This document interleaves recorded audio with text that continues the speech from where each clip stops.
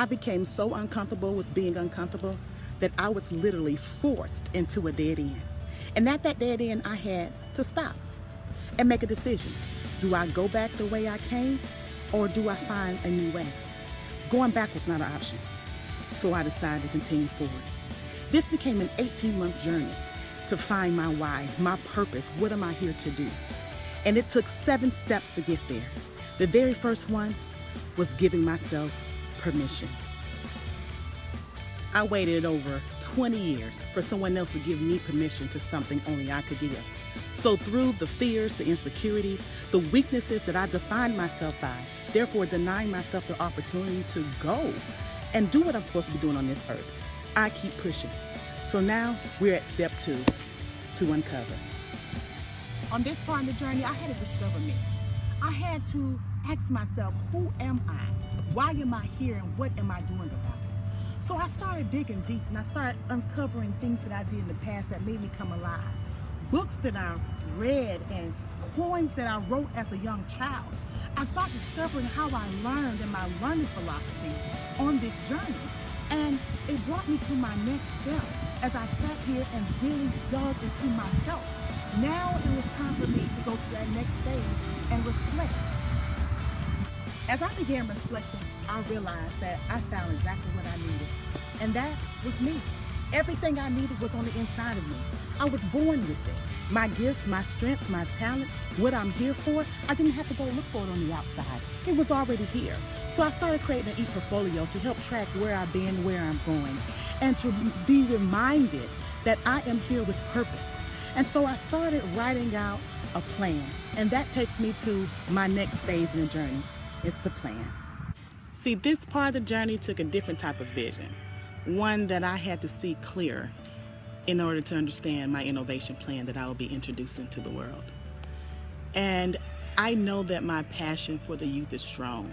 I really too want them to reach their fullest potential in discovering their gifts and talents so that they can live responsible futures and reflect the love of Christ and how they live, lead, learn, and love.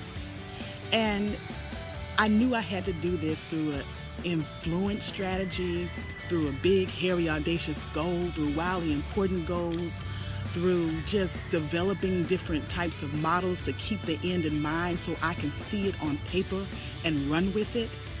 And so I had introduced this grand plan to my organization and realized I was 100 steps ahead of myself. 100.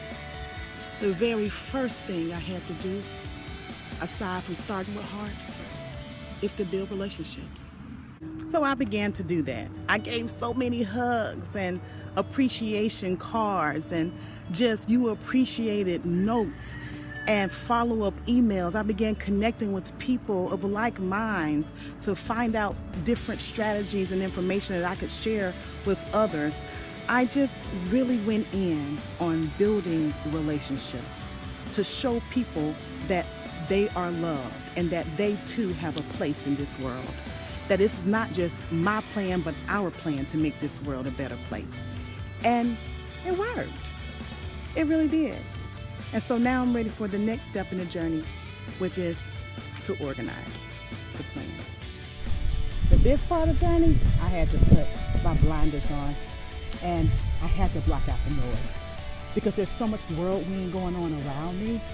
There's so much to do, but this thing that I have to do is so much bigger and greater than a paycheck because it's tied to purpose. It's tied to making this world a better place. So I must do this. So here I am organizing the plan, and I realize that step by step, little by little, is how you get to success, how you get to influence change. The journey is real. Lots of changes, as you can see with my glasses. But this part of the journey requires a schedule. Now, the schedule changes, and you have to be comfortable with that because change is a process. It doesn't happen one time. Every day you are alive and well, you are changing. So we have to remain a growth mindset, not a fixed mindset, to continue on and accept the change and not abandon it.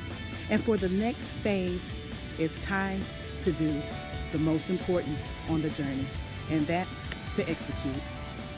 Here I am on the track to execute my change with no blinders on, because this part of the journey is going to take all of me. And those who believe what I believe is on this track with me. And I am so thankful for everything I have learned on this journey in becoming a digital leader. I have to remain in a growth mindset to finish strong.